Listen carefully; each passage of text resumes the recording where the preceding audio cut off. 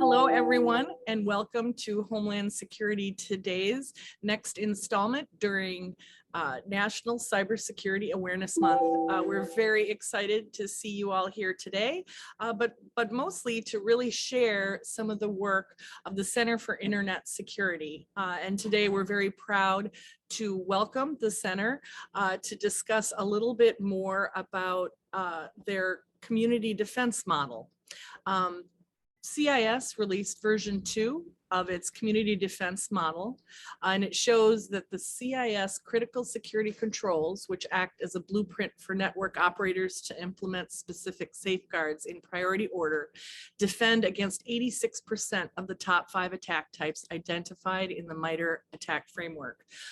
With that, we wanted to bring some of the brains behind this project together and share that with you as owners and operators of critical infrastructure, different enterprises from across the public and private sectors, and be able to share what the report says and discuss some of the tools or policies necessary to make our defenses stronger. So I think you might have received a note from the leader of our internet effort this year, Antonio Villafana, who is the former CIO of the Weapons of Mass Destruction Office at DHS, who reached out to all of HSToday's readership, invited them to participate and to send in their best practices. And we were able to connect with the Center for Internet Security and talk about their best practices. So with that, I want to just introduce our esteemed panelists. We're so thrilled to bring you more of the people who really know what they're talking about. So I was teasing everyone on this webinar before we started that we really like to bring people that have books in the background, because then we know they're smart. I don't know what we're going to do about you, Rob, but first I'd like to introduce Kurt Dukes, and he is the Executive Vice President and General Manager of CIS. And before CIS, he served as the Deputy National Manager for National Security Systems at NSA. At NSA, as the director, he was charged with securing systems that handled classified information or otherwise critical to military intelligence activities. So we welcome you. We're super glad to see you on the private sector side doing such great work, and thank you for your work with NSA. Next, I'd love to introduce General Stefanie Horvath. She is the Mobilization Assistant to the Director of U.S. Cyber Command, but more importantly, she's protecting Minnesota, my hometown, my home state. So we're really happy to see that. She is with the Minnesota National Guard, a longtime supporter of the controls, who is now also dual-hatted as the Mobilization Assistant to the Director, J2, U.S. Cyber Command.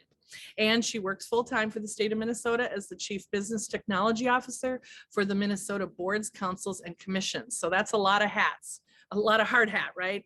General, welcome. Thank you for joining us today. And last but not least, we have Rob Morgus, who's Senior Director of Staff at the Cyber Solarium Commission. So he currently works as Senior Director and has served as an expert advisor for the World Economic Forum, among other significant contributions to improve cybersecurity in the US and abroad. CIS's collaboration with Rob began when he worked at New America, which hosted a webinar in 2017 on the release of Privacy Guide to the Controls. So we have a tremendous panel here to discuss really more of the technical and practical sides of securing your enterprise. And with that, I'm very happy to turn it over to Kurt to get us started, and I'll get your slides up. Oh, great. Thank you very much, Christina.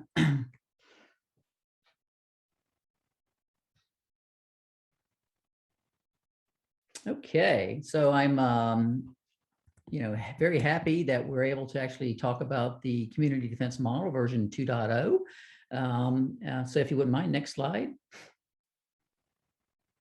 Okay, so today's risk landscape, must take into consideration cyber risks, that, have a potential impact to the continuity of business operations. Every enterprise, whether it's, public or private, has some dependency on compute or information assets. And so we have to secure those assets.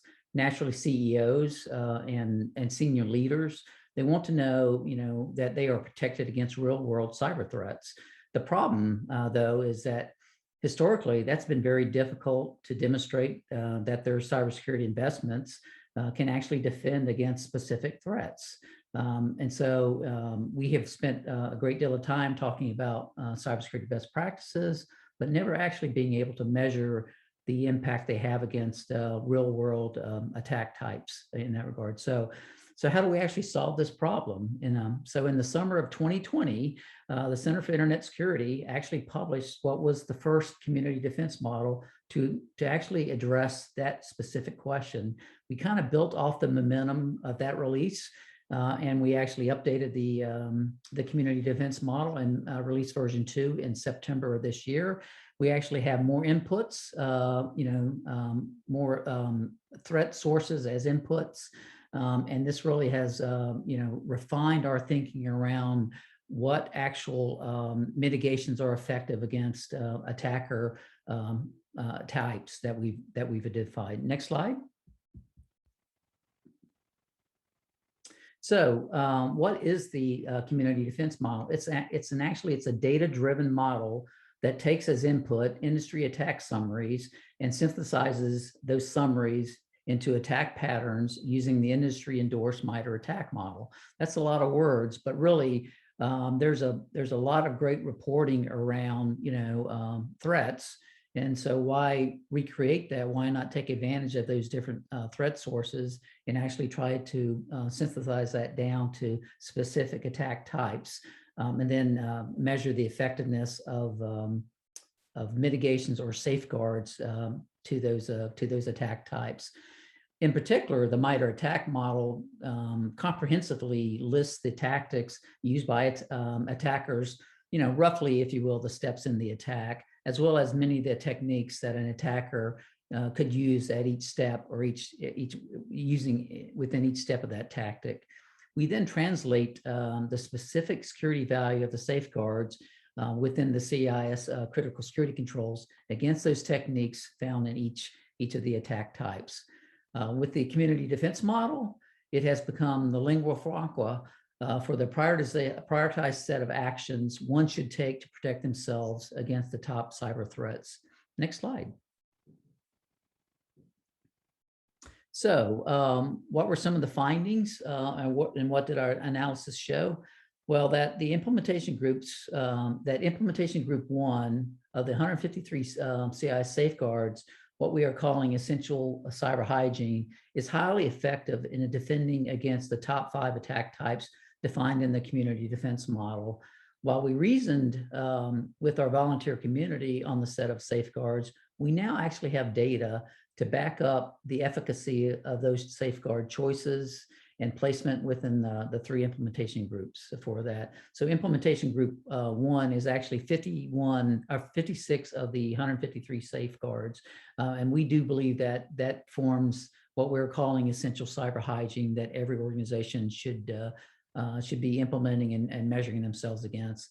The other interesting finding was the importance of establishing and maintaining a secure configuration process. It turns out that secure configuration really does matter and should be a priority for every enterprise. Next slide. So here's the actual list of the top 5 attack types in our measurement of the benefit of CIS safeguards that provides in defending against a specific attack type. You will note that all percentages are based on the attack techniques assigned to an attack mitigation.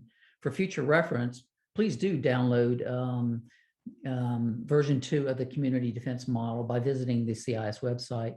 But as you see, the top 5 attacks are malware, ransomware, web application hacking, insider and privileged misuse, and finally targeted intrusions. Yes, ransomware is a form of malware, but because of the importance of ransomware and the effect it's had globally in the last 2 years, we broke it out as a separate attack type for this year. But as you can see, if you use all 153 CI safeguards, you're in the low to high 90% of being effective against each one of those attack types.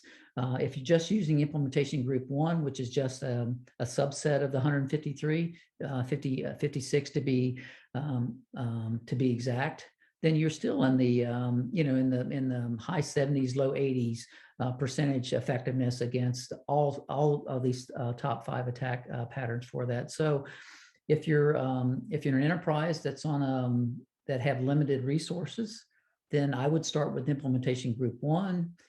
As you measure risks, once you've implemented implementation group 1, then I would look to implement other parts of the CIS controls and individual safeguards for that. So with that, it's just a brief introduction. Let me hand off to Brigadier General Horvath. Great to be with you all today. And I would just continue the conversation with how do we communicate value of these security controls. And that's why I'm going to bring in a quick story using Brad Pitt. And hopefully you can, I believe I'm sharing my screen. And it's not Brad Pitt. It's more about the movie Moneyball and how Moneyball was based on a story of how do we understand value and how do we judge value. And so Brad Pitt plays Billy Beane, who's trying to build a baseball team. And he's relying on the scouts to find the best players at what they can afford. And the scouts are making decisions about value based on opinions, not by explicit statistics. And so he wanted to change the way they chose players based on, value based on statistics. And that's what the security controls do. Now, instead of having little understanding of the security value embedded when we bring in those security controls, now we have explicit percentages. We have better understanding of the security value, the protection value when we implement the controls. And so I'm just going to scroll. There's just couple things I just want to quickly highlight with the CDM is I really like how the CDM goes into the evaluation of the security threat. And they went through to the top sources to identify what were the top security threats. And then taking that security threat and doing the reverse mapping of the attack pattern against the MITRE framework is exceptional. Now we have kind of this mapping of adversarial attack methods in granular details with known techniques.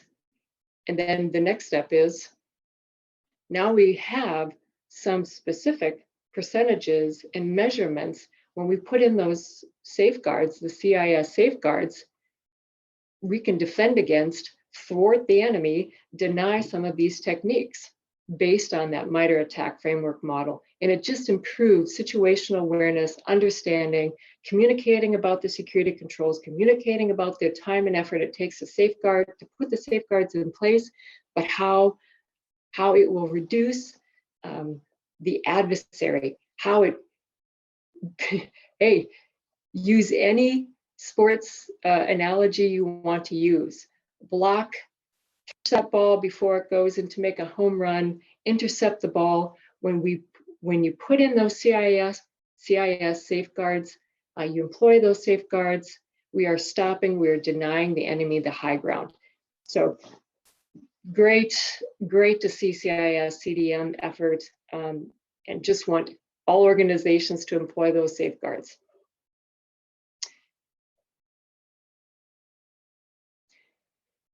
So now if we would like to bring in Rob into the conversation for his thoughts and comments. Thank you, General Horvath and Kurt, for the overview. I think there's so much of what you said I profoundly agree with. So this might not be the most interesting panel in terms of dissension, but a couple of things that I really sort of particularly like from Kurt. You talk about sort of how metrics can help drive decisions for folks with limited resources. I think that's one of the key points. And And General Horvath, I'm going to have to steal the Moneyball analogy. I think that's exactly what we're talking about. We're talking about moving from an era where it's sort of guess and check in many ways to an era where we're actually being driven by data, which in cyber, you'd think that we would have gotten there sort of immediately, and yet we're sort of lagging so far behind. It's fascinating to see. I think the work that CIS has been doing with CDM is a first step, I think, for the broader sort of community or ecosystem of folks who are looking at controls.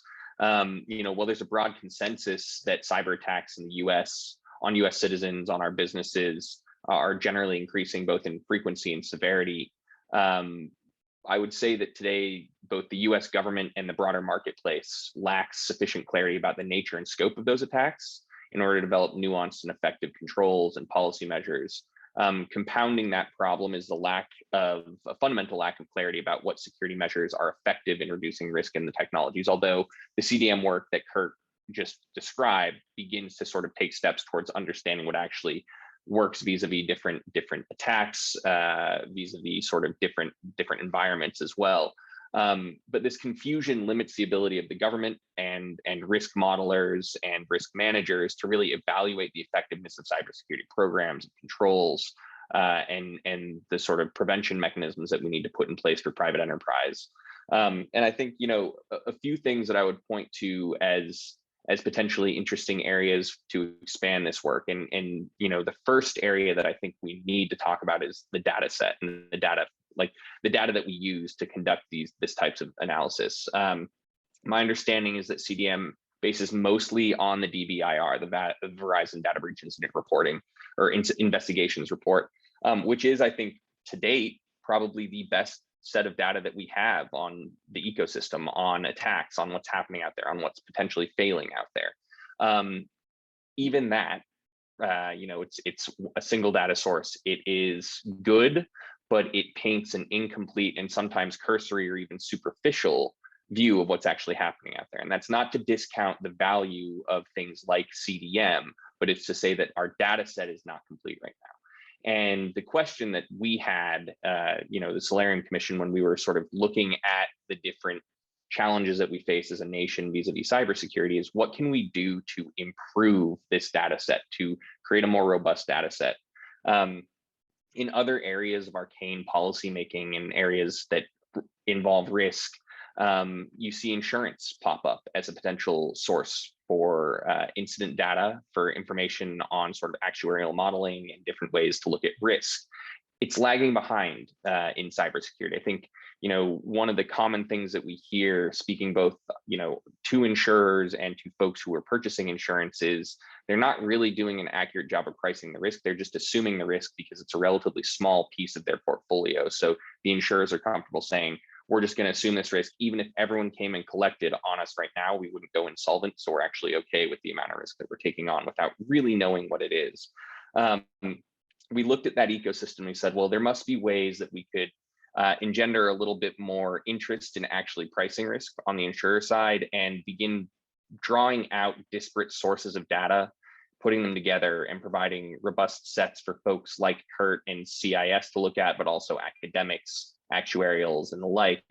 And the model that we came up with was one that's likely familiar to most people in the audience, and that is a model that's akin to a statistical agency.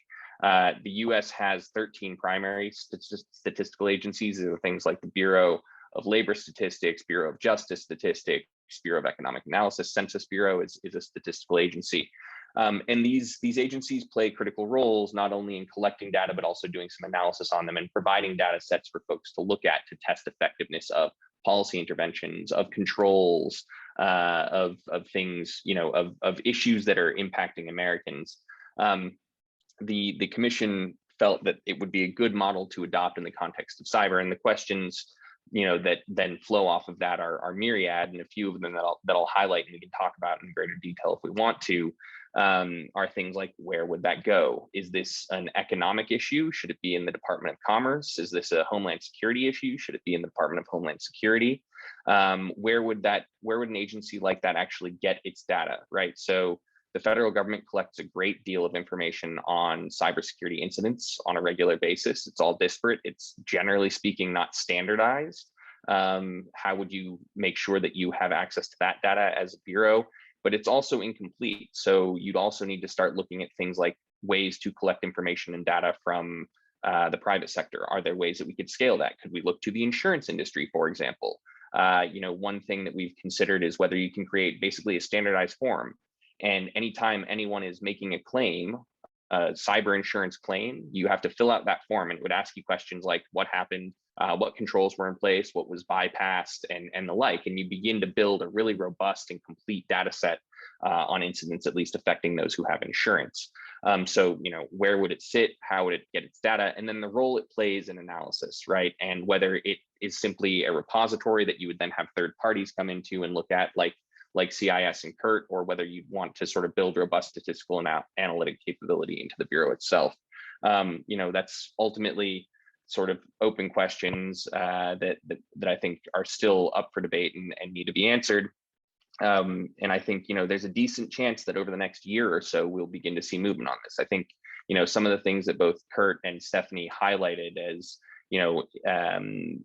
bringing cybersecurity to the forefront, especially in policy discussions, has provided, I think, a little bit more political capital for us to say, well, why are we guessing at what works here, and why aren't we actually using data to really drive the conversation forward? So, like I said, the work that CIS is doing with CDM, saying if you're able to demonstrate that 62% of all attack techniques are mitigated by IG1, I mean, that's a breakthrough, right? And we need more of that work. And I think one of the best ways to really drive more of that work forward is definitely to provide open data sources that are more complete, more comprehensive. Excellent, thank you. Apologies. So one of the questions that's come up over the data is the Department of Justice used to do a very comprehensive cyber intrusion survey, and they sent it to private sector companies, et cetera, and they stopped doing it. Gosh, I think it's 10 years ago or so, probably at the moment we needed it most. But do you see that Bureau of Statistics doing a similar survey to that, or just collecting data in different ways? Yeah, I think, the ways in which statistical agencies collect data is pretty varied within the federal government. Most of them have survey power. I think that's potentially useful, but it's only useful insofar as people are willing to volunteer that information. I also think in the context of cyber, because there is so much at stake for reporting incidents, as we've sort of seen play out over the conversation around a mandatory incident reporting law, a lot of companies are very hesitant to share that information. I think you may need some form of compellence in order to get the data that you need into the Bureau. I know a lot of folks probably won't like to hear that, but at the end of the day, I think if we're serious about understanding what works and what doesn't, we do need this data. In order to get it, we're probably going to need to have some sort of mandate. But that said, you could also provide, authority for this agency to, engage in contracting, to get contracts with potential data providers like Verizon. You could have them, they could certainly conduct surveys and see what comes back. The challenge, though, becomes an implementation challenge. How do you ensure that you're not double counting when you're sort of getting data from all of these disparate sources? How do you ensure that you have some form of standardization so you're not intaking data or information in 100 different forms and creating more work than it's actually sort of worth? And those are, again, I think some challenges that we're going to have to work through in implementation should this come to fruition. Absolutely. Anonymization is absolutely key, and perhaps that's why they discontinued the survey. As a head of InfraGard of the National Capital Region at the time, we actually copied that survey 100% into our own, Survey Monkey, and sent that to our membership and released that study because we thought it was so important to continue that data collection. But certainly, if we were able to anonymize it and get people to report, kind of like they do report incidents to the ICS, the FBI's incident area, that would be a great plus to understand what's happening in the enterprises. So And just really quickly on that, one thing to note is there are incident reporting, sort of mandatory incident reporting laws moving through Congress right now, one of which proposes to create an incident review office or an incident reporting office, basically in DHS, that would be the intake point for all of this information.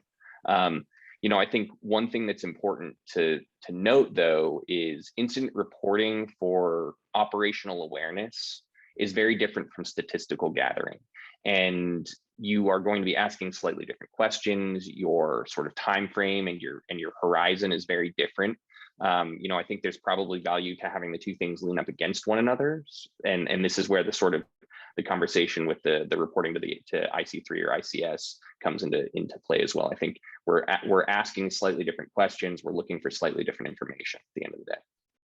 Hey, Stefanie, if you don't mind, I'd like to pick up on maybe two thoughts that Rob brought out. The first one really is around, and again, in complete transparency, I'm a huge proponent of establishment of the Bureau of Cyber Statistics. It's long overdue. But one of the points I want to make, and it really comes back to the community defense model, is Rob's absolutely right. When we created version 1 of the model, we used primarily the Verizon Data Breach Investigations report as our data source. For version 2, we actually looked across 35 different threat sources for that. What we found is that each one of them reports a little differently and so there was no common set of metrics that we could pull to actually flow into into our community defense model for that. And so my belief is that a Bureau of Cyber Statistics will help coalesce on what we actually report out on, which will be very beneficial to nonprofits such as the Center for Internet Security, as well as for-profit companies that are in the cybersecurity arena for that. So point one really is the need for some coalescing on what are the minimum requirements that we want to see in threat reporting. And then the second item is also as I've looked through every one of the major major cyber intrusions that's either hit the U.S. or have hit us globally is they talk about in very bland terms what the actual attack was. What I think most of us defenders are most interested in is what was the state of the enterprise when that attack occurred, right? What safeguards or what tools did they have in place? In essence, what works and doesn't work. That makes us all better collectively and better able to defend ourselves both in the public and the private sector for that. And so I think that's another area that I think this Bureau of Cyber Statistics can really help coalesce on. And actually, as we see future cyber incidents, then at least we can get better reporting on what works and what doesn't work. But I just wanted to add those 2 points. Thank you. One of the other things, we've been talking about cybersecurity for many, many years. We talk about a lot of preventive things that we're all supposed to put in place, and some of us do and some of us don't. I think every CISO or CIO who's tried to make the argument for cybersecurity is faced with the same question about the return on investment, the ROI, what are we going to get out of this? So I think a really good question for you all is, where should folks put their effort, tools or security controls? Yeah, I'll start, and then maybe Stefanie, I'll hand off to you if you don't mind. But when I look across, there are very high caliber tools available today to help defend yourself. And I'll point on one. And I'm a huge fan of this tool. It's application safe listing, right? And yeah, I just think it's a wonderful capability. But the implementation of that capability is quite complex. And so if you look at small and medium enterprises, I think that's actually the complexity makes it very difficult for them to be able to actually implement that within their environment. And so that kind of makes me step back and think, well, I think there are some set of foundational controls that every organization should be implementing. And again, the community defense kind of model kind of points to that with the effectiveness of what we call implementation group 1 or essential cyber hygiene. So for me, I think there has to be a foundation built off of secure configuration, built off of patch management, and then built off of implementing a set of controls and actually monitoring those set of controls for that. And then you can use tools to help you with that implementation and with that monitoring. But I think after that, then you have to do a case-by-case basis and look at based on your risk profile, that you may have to add additional tools and capabilities for your environment. So with that, I'll hand off to Stefanie. Yeah, great question. Great conversation. I wish we could really solve this one. I'm going to start with Kurt's use of the word or phrase, state of the enterprise, because I think we have to know the current state. As a technologist, we've always had to know the current state in order to understand, okay, what is our desired state if we want to, implement a new technology, implement a new application, expand the network, stand up a new web service. We always had to understand what is our current state. And we can't forget that we have to understand the current state, whether it's the technology or the people, and a combination of both, right? And I would tell you that IT and IT security people are just, there's a lot of pressure. There is a lot of pressure to manage the services that they provide right now. It's a lot of pressure for IT security people to try to append, augment, add security as much as they possibly can. And so I think we have to, and I think that's why I like the CDM, the community defense model, because it may help us understand how we can improve the state of the enterprise, security, and also reliable, highly available services if we do have a good software inventory. When you have a good control, can manage your applications, and if you have like any lingering old access databases roaming around, or you have code that you might want to, improve, upgrade, and then embed some more security into, or you have a web app server that you want to migrate to a new, version of whatever web application server that you're using.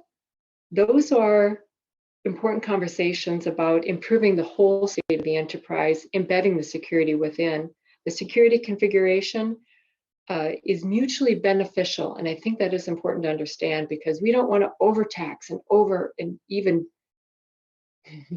place more and more responsibilities on finite resources such as SOC analysts and system administrators, and this push to the cloud, and trying to do it all without a little bit of a game plan and understanding that, okay, if we embed security configuration into our concept, into our cloud development, that can serve two purposes, right? Highly reliable services in the cloud environment, but they've got some security embedded within. And that's what I really like about the CDM. It's an implementation method that helps us achieve a better state of the enterprise, to use Kurt's words. If I can just hop in quickly on this one too, I think the question of tools or controls, the answer is going to be both, but I think the balance is going to depend heavily on the maturity and the resourcing of the entity involved, the enterprise involved. I think, with a lot of less mature, less resourced entities, the knee-jerk instinct is to reach for tools. And I actually think that's the exact wrong instinct. I think tools in many cases can create more problems than they actually solve. They can suck up more resources than they actually cost. And in a lot of cases, what you really need is to be looking, if you're not very well resourced or not very mature from the security perspective. What I encourage folks to think about is how you can outsource more of your security. Stefanie alluded to moving to the cloud in a secure way. That is a good way to begin outsourcing some of your security. But what will never go away is the need for controls in the way that you interact with all of the data you manage, all of the networks you plug into, and the like. So at the end of the day, I think controls are sort of your foundational piece. Once you have those set and in a good place, and a lot of the time that involves sort of policy and planning and the like, you can begin looking into tools if you feel as though you're still not managing the risk up to the level that you want to be.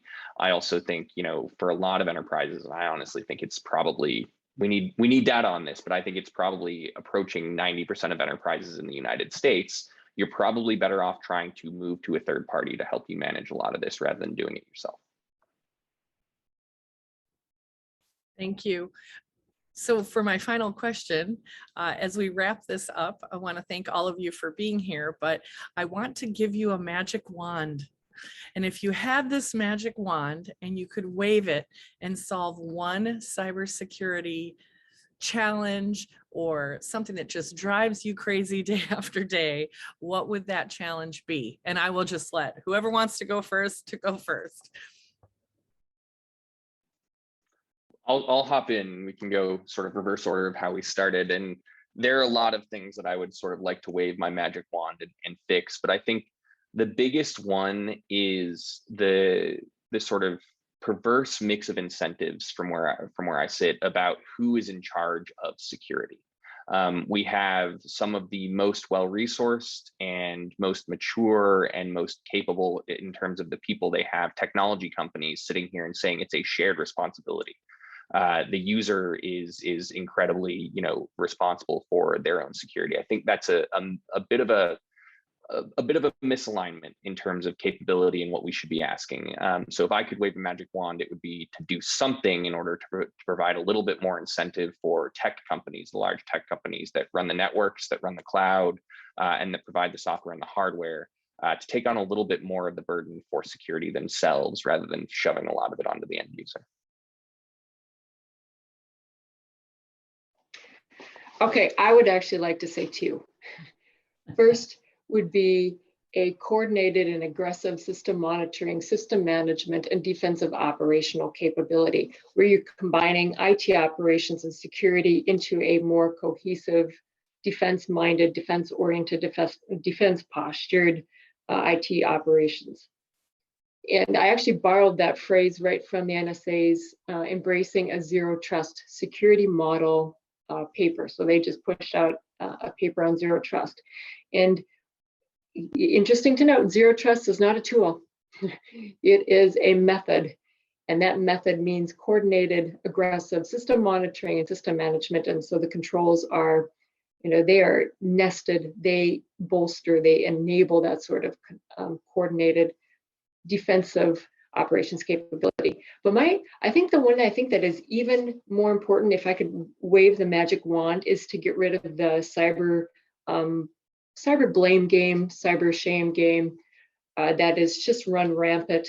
Whenever there's a data breach, we're looking to cast blame, and it's really demoralizing, and it's unfortunate. And so I think we have to remember that we're all on the same team, and all actions should be oriented towards the adversarial threat that we face. And this landscape is massive, and unless we're a little bit more unified, and if the Bureau of Cyber Statistics helps us gain more information for all organizations at all levels, in all levels of government, then so be it. But this is probably the greatest thing about the CIS, which has always been a group of professionals oriented on the issue, right? And so can't say enough about the CDM representing kind of that group that is invested in service to a national interest in securing the cyber domain. So get rid of the cyber blame game, and thanks to everyone at CIS for all their work. Okay, I'll bring it home. And so, for me, and absolutely very, very valid and fine points from both, Rob and Stefanie. For me, we have to ease, the implementation and monitoring of a cybersecurity program. So the only way to do that is automate.